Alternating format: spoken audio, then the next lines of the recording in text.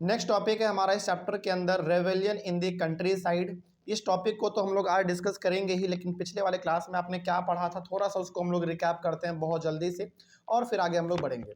Basically हम लोग पढ़ रहे हैं नॉन कॉपरेशन मूवमेंट के बारे में। पिछले वाले क्लास में आपने नॉन कॉपरेशन मूवमेंट का क्या स्टेटस था शहरों में, यानी कि टाउन बोलो या फिर सिटी बोलो, आप इसको आप देख चुके थे, है ना। तो बेसिकली नॉन कॉपरेशन मूवमेंट जो किस तरीके से हमारा चल रहा था शहरों में हम लोग देख चुके थे। हालांकि टॉपिक आपका यहीं से शुरुआत हुआ था। इसमें हम लोगों ने देखा था कि स्टूडेंट, टीचर, हेड मास्टर हर किसी ने रिजाइन कर रहा था गांधी जी के कहने पर। इसका इफेक्ट क्या पड़ रहा था ये भी हम लोग देख चुके थे। और इसमें जो सबसे बड़ा इफेक्ट अंग्रेजों को देखने को मिला था वो ये था कि अंग्रेज उस समय पे 102 करोड़ रुपए का व्यापार करता था, यानी कि उतना उसको प्रॉफिट होता था, जो कि घट के कितना आ गया था, 57 करोड़ आ गया था। एक तरीके से बहुत ही डाउनफॉल देखने को मिल गया था। और भी इसमें बहुत अलग अलग प्रकार की चीज़ों के बारे में हम लोगों ने डिस्कस किया था। और लास्टली हम लोगों ने ये डिस्कस किया था कि नॉन कॉपरेशन मूवमेंट जिस तरीके से शहर में बढ़ रहा था, उसका एक गलती के वजह से नॉन कॉपरेशन मूवमेंट धीरे धीरे हमारा स्लो डाउन भी हो गया था। और वो गलती क्या था? ऑल्टरनेटिव हमारे पास नहीं था। जैसे गांधी जी ने कह दिया था कि सरकारी स्कूल छोड़ दो, कॉलेज छोड़ दो, कोर्ट छोड़ दो, लेकिन उसके जगह पे कोई दूसरा तो होना चाहिए ना, जहाँ बच्चे जाके पढ़ सके, हेडमास्टर अपना पढ़ा सके, लेकिन वैसा कुछ नहीं था। जिसके वजह से जिस रफ्तार से शहरों में नॉन कॉपरेशन मूवमेंट चालू हुआ था, उसी रफ्तार से धीरे धीरे ये कमज़ोर भी पड़ता चला गया था। ये तो हम लोगों ने पढ़ा था शहर में कि आखिर टाउन में किस प्रकार का नॉन कॉपरेशन मूवमेंट चल रहा था। अब हम लोग देखेंगे कंट्री साइड में, यानी कि गांव वाले एरिया में नॉन कॉपरेशन मूवमेंट का क्या हाल था। बेसिकली यहाँ पे तो गाँवों में ना लड़ाई झगड़ा हो रहा था। रेवेलियन का मतलब होता है विद्रोह कर देना, है ना, और बड़े लेवल पे थोड़ा सा लड़ाई पीटी, इस प्रकार के माहौल को हम लोग कहते हैं रेवेलियन। तो हालांकि आपने फिर भी अभी ये देखा है कि शहरों में जो नॉन कॉपरेशन मूवमेंट हमारा चल रहा था, वो भी एक मतलब वो फिर भी तो एक कंट्रोल वे में था। लेकिन अब जो हम लोग पढ़ने वाले हैं ना गांव के बारे में, वहाँ पे तो नॉन कॉपरेशन मूवमेंट एक भयावह रूप ले चुका था। और इसमें बेसिकली हम लोग दो जगह के बारे में पढ़ेंगे। एक पढ़ेंगे अवध के बारे में और एक पढ़ेंगे गुडेम हिल्स के बारे में, जो कि हम लोग आगे पढ़ेंगे। तो इसको समझने के लिए हम लोगों ने एक टॉपिक क्रिएट कर लिया है, पीजेंट्स मूवमेंट इन अवध। तो कई बार सवाल इससे भी आ जाता है कि पीजेंट्स मूवमेंट जो हुआ था अवध में, उसको आप डिस्क्राइब करो। तो इस तरीके से हम लोग डिस्कस करेंगे और एग्जाम में आ जाए तो बेहतर तरीके से लिख पाएंगे। इसमें लिखा गया in Awadh the peasants movement was lead by Baba Ramchandra. Basically Awadh में पीजेंट्स लोगों ने, यानी कि किसान लोगों ने एक मूवमेंट चलाया था। उस मूवमेंट को लीड कौन कर रहे थे? बाबा रामचंद्र कर रहे थे। और बाबा रामचंद्र के बारे में एक बहुत ही इंपॉर्टेंट बात यहाँ पे कहा गया है कि बाबा Ramchandra was a sannyasi who had earlier worked in Fiji as an indentured labour. ये बाबा रामचंद्र वही आदमी थे जिन्होंने फिजी में भी जाके काम किया था, यानी कि फिजी हमारा फॉरेन कंट्री है, वहाँ पे जाके फिजी में बाबा रामचंद्र काम कर चुके थे और एक सन्यासी थे, ठीक है। और ये वहाँ पे जो काम किए थे ना, एज ए इंडेंचर लेबर काम किए थे। इंडेंचर लेबर का मतलब होता है बंधुआ मजदूर। और बंधुआ मजदूर का सिंपल सा मतलब आप इसको ऐसे समझो कि उस समय पे अंग्रेज क्या करवाते थे, हम लोगों से एक पेपर पे कॉन्ट्रैक्ट करवाते थे, साइन करवाते थे कि आप उस जगह पे 10 साल 15 साल के लिए काम करने जा रहे हैं, उससे पहले आपको आने का मौका नहीं मिलेगा, चाहे कुछ भी हो जाए आपके फैमिली में। उसी को हम लोग कहते थे इंडेंचर लेबर। तो इस प्रकार से बाबा रामचंद्र जी को भी कहाँ पे जाके करना पड़ा था काम? फिजी में जाके काम करना पड़ा था इंडेंचर लेबर के तौर पे। और ये खुद में अपने एक सन्यासी आदमी थे।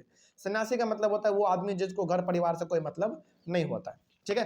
तो बाबा रामचंद्र जब वहाँ से फिजी से काम करके इंडिया में आए दोबारा, तो इन्होंने पीजेंट्स मूवमेंट को लीड किया अवध में, ठीक है। आगे बढ़ते हैं।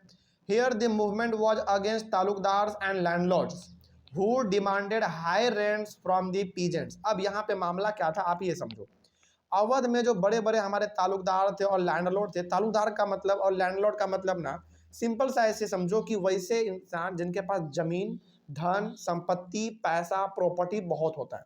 लैंडलॉर्ड का सिंपल सा मतलब होता है जमींदार, और तालुकदार का मतलब भी जमींदार ही होता है, लेकिन तालुकदार थोड़ा सा अलग होता है। इनके पास पैसा, ये सब मामला, मतलब पैसा वाला जो मामला, ये सब बहुत इसके पास ज़्यादा होता है।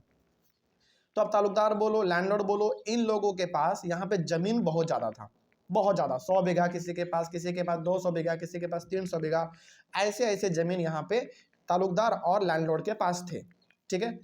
अब ये लोग ना क्या करते थे, गरीब किसानों को अपना जमीन देते थे खेती करने के लिए, लेकिन बदले में क्या मांगते थे?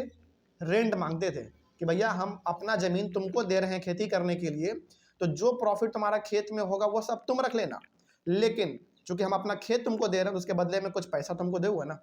तो ये लोग पैसा मांगते थे, और वो पैसा क्या मांगते थे, ज़्यादा मांगते थे, हाई रेंट मांगते थे ये, ठीक है, जो कि किसान कहाँ से दे पाएंगे भाई। और उस समय पे भुखमरी होना, फसल खराब होना, ये तो आम बात था इंडिया में। तो बताओ, जब किसानों का फसल ही अच्छा नहीं हो रहा है तो क्या वो हाई रेंट पे कर पाएगा, नहीं पे कर पाएगा। तो ये जो ताल्लुकदार थे, जो लैंडलॉर्ड थे, ये सब ज़्यादा टैक्स का डिमांड करते थे। Peasants were forced to do begar and work at landlords farm without any payment. जो पीजेंट्स थे, जो किसान थे, जो कि पैसा नहीं दे पाते थे, मतलब अपने जो खेत के बदले में उनको जो पैसा नहीं दे पाते थे, उन लोगों से ना बेगर के तौर पे काम करवाता था। अब बेगर का मतलब क्या होता है, देखो, बेगर का मतलब होता है कि आप काम तो करोगे लेकिन उस काम के बदले में आपको पेमेंट नहीं दिया जाएगा, यानी कि पैसा नहीं दिया जाएगा। तो ये जो बड़े बड़े ताल्लुकदार थे और लैंडलॉर्ड थे, ये लोग बोलते थे इन छोटे मोटे किसानों से कि तुम हमको रेंट तो नहीं दे पाए, कोई बात नहीं, लेकिन तुम मेरे घरों में या फिर तुम मेरे खेतों में किस तरह पे काम करोगे, बेगर के तौर पे काम करोगे। मतलब कि आपने हमको अपना पैसा नहीं दिया रेंट के तौर पे, चलो हमने माफ किया, लेकिन इस पैसे के बदले में आपको मेरे घर पे आके या फिर मेरे खेतों में बेगर के तौर पे काम करना पड़ेगा बिना किसी पेमेंट का। तो बेगर का मतलब भी हमने यहाँ पे लिख दिया, labour that villagers were forced to contribute without any payment, यानी कि काम करो लेकिन उसके बदले में आपको कोई पैसा नहीं मिलेगा। अच्छा बताओ, ये लोग काम क्यों करवाना चाहते थे, लैंडलॉर्ड हो गया, ताल्लुकदार हो गया, ये लोग पीजेंट्स को बेगर के तौर पे क्यों काम करवाना चाहते थे, इसलिए करवाना चाहते थे क्योंकि इन्होंने पेमेंट तो दिया नहीं है, तो भाई कुछ तो करना पड़ेगा, इसीलिए इन लोगों को फोर्स किया जाता था। लेकिन पीजेंट्स लोग प्रॉमिस करते थे कि हुजूर इस समय हमारे पास पैसा नहीं है, बाद में पैसा आएगा तो हम पैसा आपको पे कर देंगे, लेकिन हमसे बेगर के तौर पे काम मत करवाइए, यानी कि फ्री में काम मत करवाइए। आगे बढ़ते हैं, इसमें क्या लिखा हुआ था, the peasants movement demanded reduction of revenue. अब देखो भाई, यहाँ पे किसान के पास समस्या तो यही था हमारा कि ज़्यादा टैक्स लिया जा रहा है, ज़्यादा रेंट लिया जा रहा है बेसिकली। तो बताओ इनका डिमांड क्या होगा कि जो रेवेन्यू लिया जा रहा है इनसे, यानी कि जो टैक्स लिया जा रहा है उसको कम कर दिया जाए, पहला। एबोलिशन ऑफ बेगर, जो बेगर के तौर पे काम करवाया जा रहा है, यानी कि काम तो करना है लेकिन पेमेंट नहीं देगा, उसको खत्म कर दिया जाए। And social boycott of oppressive landlords, और सबसे इंपॉर्टेंट जो ऑपरेसिव लैंडलॉर्ड थे, ऑपरेसिव लैंडलॉर्ड का मतलब होता है वो जमींदार जो कि थोड़ा सा खूंखार आदमी था, मारना पीटना चालू कर देते थे यदि आप समय पे उसको रेंट नहीं देते थे तो, ठीक है। तो उन लोगों ने क्या किया, उन लोगों को बहुत ही मारा पीटा जाता था, छोटे मोटे किसानों को ये लोग मारते पीटते थे कि पैसा नहीं दे रहे हो, मार देंगे, घर जला देंगे, परिवार तहस नहस कर देंगे, इस प्रकार का धमकी ये लोग भी दिया करते थे। तो यदि आपसे कोई यहाँ पे कोई पूछे कि अवध में जो पीजेंट्स का मूवमेंट चल रहा था उनका डिमांड क्या था, तो बेसिकली डिमांड आपके सामने है कि जो रेवेन्यू है उसको कम किया जाए, यानी कि जो आप बढ़ा के टैक्स ले रहे हैं, रेंट ले रहे हैं, उसको कम किया जाए, पहला। दूसरा, जो बेगर के तौर पे काम करने के लिए फोर्स कर रहे हैं उसको बंद किया जाए। और तीसरा, जिस तरीके से अत्याचार करते थे हमारे बड़े बड़े जमींदार लोग उस समय पे किसानों के ऊपर, उसको पूरी तरीके से खत्म किया जाए, ठीक है। ये 3 डिमांड था अवध के किसानों का। आगे बढ़ते हैं, कुछ और भी बातें इसमें लिखी गई हैं, जैसे इन many places nai dhobi bandhs were organized by panchayat to stop providing services of barbers and washerman to talukdar and landlords. लेकिन अब यहाँ पे जरा सोचने वाली बात यह है, कई जगह पर ना नाई धोबी बंद इस प्रकार का प्रोग्राम चलाया गया। इसके तहत क्या होता था, देखो यहाँ पे ना 2 वर्ड है, आप ध्यान से देखना। नाई, नाई का मतलब होता है बेसिकली बार्बर, जो कि बाल वाल काटते हैं, और धोबी का मतलब तो आपको पता है वो लोग जो कि कपड़ा धोते हैं। तो नाई धोबी बंद इस प्रकार के हर जगह पर ना गाँव में उस समय पे अवध में खास करके ऑर्गेनाइजेशन बनने लग गए। और बनने का मतलब यहाँ पे सिंपल सा था कि जो तालुकदार है, जो लैंडलॉर्ड है, उनके यहाँ पे जाके उनके बालों को मत काटो, उनके गंदे कपड़ों को मत धो। क्यों ऐसा कर रहे थे किसान लोग, बताओ? ऐसा इसलिए कर रहे थे क्योंकि आप मेरे ऊपर टॉर्चर कर रहे हैं, हमको परेशान कर रहे हैं, तो हम आपका बेसिक काम नहीं करेंगे। और चूंकि भाई उस समय पे लैंडलॉर्ड हो गए, तालुकदार हो गए, बड़े आदमी हुआ करते थे, तो इन सब के घर पे जा जाके आपको काम करना पड़ता था। बाल काटना है तो बार बार घर पे जाता था, उसी प्रकार से कपड़ा धोना है तो घर पे कपड़ा लाने के लिए जाते थे धोबी लोग। तो अब यहाँ पे इस प्रकार के पीजेंट्स ने अपना मूवमेंट चलाया और बोला कि जो बेसिक सर्विस हम लोग देते हैं ना तालुकदार को, लैंडलॉर्ड को, यानी कि उसका बाल काटना, उसके कपड़ों को धोना, सब बंद कर दो, अपने आप परेशान हो जाएगा और अपने आप सब चीज ठीक कर लेगा, ठीक है। खैर आगे देखते हैं क्या हुआ। In June 1920 Baba Ramchandra and Pandit Jawaharlal Nehru began talking to the villagers and trying to understand their problems। Problems की जगह पर ना आपके एनसीईआरटी बुक में एक और वर्ड लिखा हुआ है, ग्रीवेंसेस। ग्रीवेंसेस का मतलब होता है समस्या, प्रॉब्लम, जो भी आप बोल लो। तो यहाँ पे बेसिकली 1921 में बाबा रामचंद्र और पंडित जवाहरलाल नेहरू दोनों गांव-गांव घूमना चालू किए और गांव-गांव जब घूमते थे ना तो लोगों से अपनी समस्या के बारे में पूछते थे कि आपको किस प्रकार का समस्या है, और उसको दूर करने की ये लोग कोशिश भी करते थे। आगे, इन अक्टूबर 1920 द औध किसान सभा was set up by Pandit Jawaharlal Nehru, Baba Ramchandra and a few others. 1920 में औध किसान सभा सेटअप किया गया। यहाँ पे जो औध है ना वो बेसिकली अवध को बता रहा है, तो अवध बोलो या फिर औध बोलो, दोनों लगभग सुनने में ठीक लगता है। तो यहाँ पे अवध के अंदर औध किसान सभा बनाया गया, जिसमें बेसिकली किसको प्रमोट किया गया, नाम से मालूम चल रहा है किसान को प्रमोट किया गया। यानी कि किसानों के ऊपर जो अत्याचार होता था, जिस तरीके जैसे रेंट नहीं दे पाने के बाद उसको गंदे तरीके से मारना पीटना, ये सब, उसको पंडित जवाहरलाल नेहरू ने क्या किया, मूवमेंट चला के बंद करवा दिया। कहा कि ऐसा मत करना भाई, ये भी आदमी ही है। आगे, within a month over 300 branches had been set up in the villages around the region। यानी कि लगभग एक ही मंथ के अंदर, एक ही महीने के अंदर औध किसान सभा इस प्रकार का जो सेटअप था लगभग 300 खुल गया, जहां पे किसानों को एकजुट किया जाता था और उसको एक तरीके से साथ में रहने के लिए और एक साथ स्ट्रगल करने के लिए मोटिवेट करते थे पंडित जवाहरलाल नेहरू, बाबा रामचंद्र। और साथ ही साथ ये लोग ना बड़े बड़े लैंडलॉर्ड और तालुकदार को भी समझाते थे कि अगला बार पैसा दे देगा भाई, टॉर्चर करने की क्या जरूरत है, मारने पीटने की क्या जरूरत है। ठीक है, आगे, as the movement spread in 1921 the houses of talukdars and landlords were attacked, bazaars were looted and stock of grains were taken over। लेकिन जैसे जैसे हमारा मूवमेंट बढ़ता चला गया, 1921 हमारा समय आ गया, अब किसान लोग ना धीरे धीरे और उग्र हो गए। उग्र का मतलब हो गया कि ये लोग थोड़ा सा और बेकाबू हो गए। अब इन लोगों ने क्या किया, इनको पता था कि तालुकदार के पास, लैंडलॉर्ड के पास बहुत पैसा है, बहुत अनाज है, तो क्या करो, इन सब के घर पे अटैक करना चालू कर दो। देखो, ये लोग तो पहले शांत थे, लेकिन उनको उकसाया किसने, इन्हीं लोगों ने उकसाया, तालुकदार ने, लैंडलॉर्ड ने, उन लोगों को मारा पीटा। तो उन लोगों को, पीजेंट्स को बेसिकली गुस्सा आ गया, और गुस्से में आके जितने भी तालुकदार थे, लैंडलॉर्ड से, इन सभी के घरों के ऊपर उन लोगों ने हमला करना चालू कर दिया। घरों पे हमला करना, बाजार को लूट लेना, और जहां पे इन्होंने अपना अनाज इकट्ठा करके रखा था उसको पूरी तरीके से अपने कब्जे में ले लेना, उस समय पे ये किसान लोगों का करना ये आम बात था। ठीक है, बड़ा उग्र हो गए थे एक तरीके से, वो लोग बेकाबू हो गए थे। इन many places local leaders told peasants that Gandhi ji had declared that no taxes were to be paid and land was to be redistributed among the poor। कई जगह पर तो जो छोटे मोटे लीडर हुआ करते थे, लोकल लीडर, उन्होंने तो लोगों को ये कह दिया कि गांधी जी ने कहा है कि कोई टैक्स देने की अब जरूरत नहीं है, यानी कि कोई रेंट देने की जरूरत नहीं है। लेकिन आप खुद सोचो, क्या गांधी जी ने ऐसा कभी कहा था अपने मुंह से? बिल्कुल नहीं कहा था। तो यहाँ पे आप ये कह सकते हैं कि लोग गांधी जी के विचार को अलग तरीके से समझ रहे हैं। ठीक है, अब लोकल लीडर ने, बड़े बड़े लीडर ने नहीं, छोटे मोटे लीडर ने किसानों को जाके कह दिया आपस में कि अब कोई भी टैक्स देने की जरूरत नहीं है, कोई रेंट देने की जरूरत नहीं है, गांधी जी ने ऐसा कहा है। अब लोगों को लगा कि यार जब गांधी जी ऐसा कह रहे हैं तो क्यों देंगे हम इसको रेंट। अब यहाँ पे एक तरीके से जो किसान लोग थे ना, वो ज़्यादा क्या हो रहे थे, वायलेंस की ओर आगे बढ़ रहे थे, मारपीट की ओर ये लोग ज़्यादा आगे बढ़ रहे थे।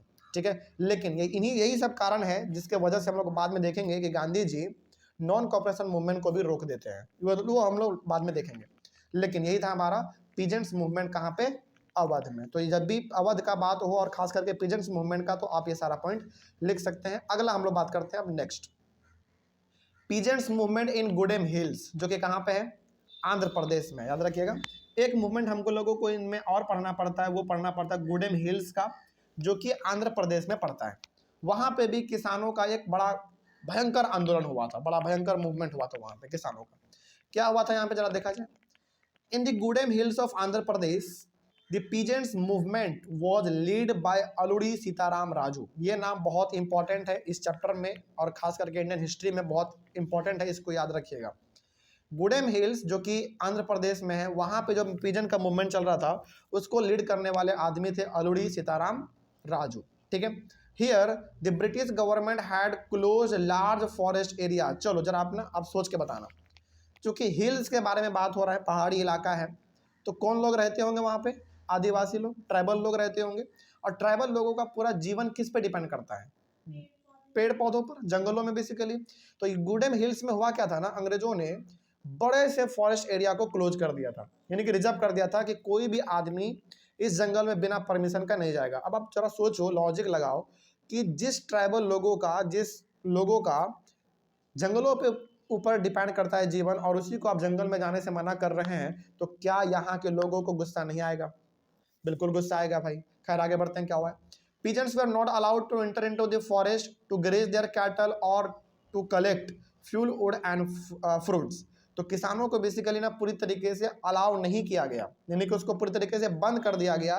और उन्होंने कहा, अंग्रेजों ने किसानों से कहा कि कोई भी आदमी बिना परमिशन लिए जंगलों में नहीं जाएगा, अपने गाय भैंस बैल बकरी जो भी है जंगलों में नहीं चराएगा, और जंगलों से लकड़ी भी इकट्ठा नहीं करेगा और फल फूल भी तोड़ के नहीं लाएगा।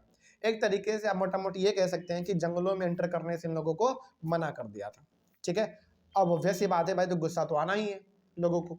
आगे, peasants felt that not only their livelihood affected but also their traditional rights were denied. अब यहाँ पे पीजेंट्स को गुस्सा आने लगा। उनको लगा ना कि यार हमारा जीवन पूरी तरीके से जंगलों के ऊपर डिपेंड करता है, हमारे बड़े बुजुर्ग हमारे पूर्वज ने जंगलों के ऊपर अपना जीवन चलाया है, और ये अंग्रेज हैं जो कि हम लोगों को जंगल में जाने से रोक रहा है। तो कहीं ना कहीं यहाँ पे अब किसानों के बीच में जो गुस्सा था ना, वो एक नया रूप ले रहा था। उनको गुस्सा आ रहा था अंग्रेजों के ऊपर, ये क्यों ऐसा कर रहा है ना। और बेसिकली इन लोगों को अब धीरे धीरे ये लगने लगा था कि केवल हमारा राइट ही नहीं छीना जा रहा है, बल्कि हमारे जो घर परिवार चलने का जो सहारा है उसको भी ये लोग बर्बाद कर रहे हैं। अब ये लोग जंगल जाएगा नहीं तो इसका बाल बच्चा कैसे जीवन अपना जी पाएगा भाई। और आपको पता है ट्राइबल लोगों का अधिकतर जीवन जंगलों पे डिपेंड करता है। तो इन लोगों को बहुत ही गुस्सा आ रहा था। When the British government began forcing them to contribute bigger for road building, the hill people revolted। अब हुआ क्या, अब चूंकि ये सब मामला तो चल ही रहा था, तो अचानक क्या हुआ, एक दिन ब्रिटिश गवर्नमेंट इन लोगों के मोहल्ले में आते हैं और इन लोगों को बेगर के तौर पे काम करने के लिए कहते हैं। यानी कि अंग्रेजों को सड़क बनाना था, रोड बनाना था, तो अंग्रेज इन लोगों के मोहल्ले में आते हैं और बोलते हैं कि चलो तुम लोगों को बेगर के तौर पे काम करना है, यानी कि काम तो करोगे लेकिन पेमेंट हम लोगों को नहीं देंगे। अब जरा सोचो, एक तो पहले आपने जंगल बंद कर दिया है, इनको गुस्सा आ चुका है, और आप बोल रहे हो कि चलो काम करना लेकिन पेमेंट नहीं देंगे, यानी कि बेगर के तौर पे काम करना। तो बताओ क्या यहाँ पे हिल पीपल यानी कि जो गुडेम हिल्स के लोग थे, क्या वो चुप रहेंगे? बिल्कुल भी। इन्होंने क्या कर दिया, रिवॉल्ट कर दिया। रिवॉल्ट का मतलब तरीके से दोनों के बीच में झगड़ा चलने लग गया। ठीक है, इस तरीके से हमारा था गुडेम हिल्स आंध्र प्रदेश में जो हमारा पिजन का मूवमेंट चल रहा था वो यहीं पे हमारा खत्म होता है। लेकिन यहाँ पे ना एक इंसान के बारे में जानना आपके लिए बेहद और जरूरी इसलिए हो जाता है क्योंकि सीबीएसई में कई बार इस इंसान के ऊपर नोट्स लिखने के लिए आया है। आपको बोलेगा कि right a short note on Alluri Sitaram Raju. तो अलूरी सीताराम राजू पीजेंट्स मूवमेंट जो हुआ था गुडेम हिल्स में, उनका एक बहुत ही इंपॉर्टेंट चेहरा था, तो उनके बारे में आपको जानना चाहिए। चले जानते हैं। तो इसमें जो हम लोग बात करेंगे केवल और केवल अलूरी सीताराम राजू के बारे में डिस्कस करेंगे, और आपको जानकर बड़ी हैरानी होगी कि इनके पास क्या क्या पावर था, क्या इसके पास फीचर्स थे। देखे जाए, Alluri Sitaram Raju claimed that he had a variety of special powers. He could make correct astrological predictions, he could heal people and he could survive even bullet shots। सोचो, अलूरी सीताराम राजू वही आदमी है जिन्होंने पीजेंट्स मूवमेंट को लीड किया था। कहाँ पे? गुडेम हिल्स में। तो ये अलूरी सीताराम राजू अपने आप को ना क्या बोलता है, ये कहता है अपने आप, मतलब ये अपने आप में मानता है कि इसके पास पावर बहुत सारा है, इसके पास स्पेशल पावर है। अब वो स्पेशल पावर इसके पास कैसा कैसा है, ये बोलता है ना कि हम करेक्ट एस्ट्रोलॉजिकल प्रेडिक्शन कर सकते हैं, यानी कि भविष्यवाणी हम कर सकते हैं। पहला ये है। ही कुड हील पीपल, ये आदमियों को ठीक कर सकता है। जैसे होता है ना ओझा ये सब जो झाड़ फूक करते हैं, उस प्रकार का ये दावा करता है कि मेरे पास ये सब पावर है। And he could survive even bullet shots, यानी कि गोली भी लग जाएगा ना फिर भी जिंदा रह जाएगा। मतलब कि ये आदमी अपने आप का बड़ाई कर रहा है एक तरीके से, और लोग भी ऐसा मानते थे भाई, क्योंकि बहुत अच्छा आदमी था। खैर आगे देखते हैं क्या होता है। तो the rebels proclaim that he was an incarnation of God, और जो लोग थे वहां के वो इनको ना एक भगवान का दूसरा रूप मानते थे। सोचो, इनकारनेशन ऑफ गॉड का मतलब होता भगवान का दूसरा रूप। और ये खुद नहीं बोलता था, बल्कि लोग वहां के बोलते थे कि अलूरी सीताराम राजू ना भगवान का दूसरा रूप है, क्योंकि हो सकता है इसके पास वाकई में कुछ अलग प्रकार का पावर रहा हो, या फिर अलग प्रकार का कुछ ओझा बुनी वाला कुछ सिस्टम रहा हो। जैसे हमारे गांव में क्या होता है ना, हमारे गांव में, आप लोग के गांव में भी होता होगा कि कोई ऐसा आदमी जरूर होता है जो कि झाड़ फूक में विश्वास करता है। यदि भूत प्रेत आ गया तो झाड़ फूक दो, सब खत्म हो जाएगा। तो इसी प्रकार का पावर इनके पास भी कुछ था। तो लोग इनको क्या मानते थे, भगवान का दूसरा रूप मानते थे वहां पे। Raju talked about the greatness of Mahatma Gandhi. ये जो अलूरी सीताराम राजू था ना, ये महात्मा गांधी का बहुत बड़ा फैन था, बहुत बड़ा फैन था, मतलब बहुत बड़ा fan. He was inspired by the non cooperation movement. Non cooperation movement जो गांधी जी ने चालू किया था, उनसे बहुत इंस्पायर था। इनको बहुत अच्छा लगता था वो चीज़, यानी कि गांधी जी से पूरी तरीके से ये प्रभावित था, गांधी जी को ये बहुत फॉलो करता था, उनका बहुत बड़ा फैन था ये। He persuaded people to wear khadi and give up drinking. सोचो कितना अच्छा विचार है इनका। यह क्या बोलते थे लोगों को, अंग्रेजों का कपड़ा छोड़ो और क्या पहनो, खादी पहनो। और सबसे बड़ी बात, ये लोगों को शराब पीने से भी मना करता था। कितना अच्छा आदमी है ये। लेकिन इनके पास में एक समस्या ये था, आगे बताएंगे आपको, नहीं तो फिर आपका सस्पेंस खत्म हो जाएगा। But he believe that India could be liberated only by the use of violence. यही पॉइंट है जो इसका सबसे बड़ा गलत पॉइंट था। हालांकि आदमी बहुत अच्छा था, गांधी जी को फॉलो करता था, गांधी जी के विचारों को मानता था, लेकिन इनका मानना यह था ना कि यदि इंडिया को आज़ादी दिलाना है तो वायलेंस का इस्तेमाल करना पड़ेगा, यानी कि मारना पीटना पड़ेगा अंग्रेजों को, लड़ाई कर मतलब आंदोलन, प्रोटेस्ट, धरना प्रदर्शन, रैली वाली करके हम लोगों को आज़ादी नहीं मिल सकता। तो जरा सोचो, सब गुण इसमें अच्छा है, गांधी जी को फॉलो करता है बहुत अच्छी बात है, लेकिन इनमें जो अल्लूरी सीताराम राजू में जो एक सबसे बड़ा ड्रॉबैक था वो ये था कि ये इंडिया को किस तरीके से आज़ाद करना चाहता था, लड़ाई पीट करके, यानी कि वायलेंस का इस्तेमाल करके। लेकिन क्या गांधी जी ऐसा कभी चाहते थे? नहीं चाहते थे। गांधी जी क्या चाहते थे भाई, कि शांतिपूर्ण तरीके से अंग्रेजों को यहाँ से भगाना है, कोई लड़ाई पीट नहीं, कोई लड़ाई झगड़ा नहीं करना है। लेकिन अल्लूरी सीताराम राजू लड़ाई झगड़े में विश्वास ज्यादा रखता था, इनका मानना ही था कि आज़ादी ऐसे ही मिल सकता है। The Goodham Hill rebels attacked police stations, killed British officials and carried guerrilla warfare for achieving Swaraj. यहाँ पे ना एक वर्ड इस्तेमाल हुआ बहुत इंपॉर्टेंट, वो है गुरिल्ला वॉरफेयर। इसका मतलब क्या होता है आपको समझाते हैं, बहुत इंपॉर्टेंट है। गुरिल्ला वॉरफेयर बोले या मिलिटेंट गुरिल्ला वॉरफेयर बोले, दोनों का मतलब आप सेम समझिएगा, क्योंकि एनसीईआरटी में एक जगह पर गुरिल्ला वॉरफेयर या फिर गुरिल्ला मिलिटेंट गुरिल्ला वॉरफेयर इस प्रकार का भी लिखा हुआ है, दोनों का मतलब समझाते हैं आपको। अब चूंकि अल्लूरी सीताराम राजू का क्या मानना था, मानना यह था कि इंडिया को यदि आज़ादी दिलवाना है तो लड़ाई पीट तो करना पड़ेगा। तो इन्होंने क्या किया, अपने साथ कुछ लोगों को इकट्ठा किया और इन लोगों ने ब्रिटिश के पुलिस स्टेशन पे हमला किया, ब्रिटिश के ऑफिसर को जान से मार दिया। और ये लोग ना ये सब चीज़ जो करते थे उसको बेसिकली हम लोग कहते हैं गुरिल्ला वॉरफेयर। गुरिल्ला वॉरफेयर में ये होता है कि पेड़ के पीछे छुप छुप के तीर से हमला करते थे ये लोग। देखो आपने ना कोई ऐसा जरूर मूवी देखा होगा अब तक के जीवन में आपने, जिसमें आपने ये देखा होगा कि लोग पेड़ के पीछे छुप के या फिर पेड़ के ऊपर चढ़ के वहां से हमला करते हैं नीचे, या फिर ज़्यादातर तो तीर का इस्तेमाल करते हैं। और एक ट्रेडिशनल हमारा मूवी जो हुआ करता था ना, पहले का मूवी, उसमें सब चीज़ ज़्यादा हुआ करता था।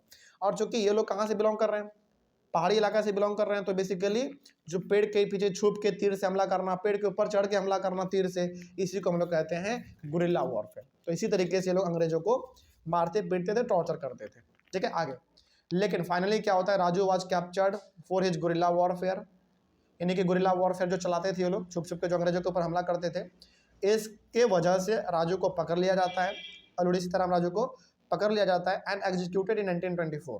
और 1924 में इनको फांसी का सजा दे दिया जाता है, सोचो। And over time he became a folk hero. लेकिन उसके बाद से गुडेम हिल्स के लोगों के लिए ये क्या बन जाता है, एक मसीहा बन जाता है। फोक हीरो का मतलब होता है ऐसा आदमी जो कि आने वाले समय में याद किया जाता है। समझ में आ रही है बात? भले इनको फांसी मिल गया, लेकिन वहां के लोगों के लिए क्या बन चुका था, एक प्रेरणा बन चुका था, हीरो बन चुका था। और आज भी कभी आपको मौका मिले, आंध्र प्रदेश जाइए, वहां में गुडेम हिल्स में बेसिकली आप जाइए, अब तो बहुत अच्छा हो गया है, वहां पे जाइए, आपको किसी इंसान के बारे में सुनने को मिले ना मिले, लेकिन वहां के जो आदिवासी लोग हैं वो अल्लूरी सीताराम राजू को आज भी भगवान मानते हैं अपना। क्योंकि भाई ऑब्वियस ही बात है, जो जिसके लिए काम करेगा वही उसके लिए मसीहा बन जाएगा। जैसे आज हम लोग गांधी जी को क्यों इतना फॉलो करते हैं, क्योंकि उन्होंने हमारे लिए बहुत कुछ किया है। उसी प्रकार से गुडेम हिल्स के लोगों के लिए अल्लूरी सीताराम राजू ने बहुत कुछ किया है, तो वहाँ के लोग उनको आज भगवान मानते हैं। तो इस तरीके से अल्लूरी सीताराम राजू के बारे में लिखने के लिए आए, ये सारा पॉइंट आप मेंशन कर सकते हैं, ठीक है। चलिए नेक्स्ट क्लास हमारा होगा, नेक्स्ट टॉपिक बेसिकली स्वराज इन दी प्लांटेशन, ये हम लोग अपने नेक्स्ट क्लास में डिस्कस करेंगे। Thank you very much.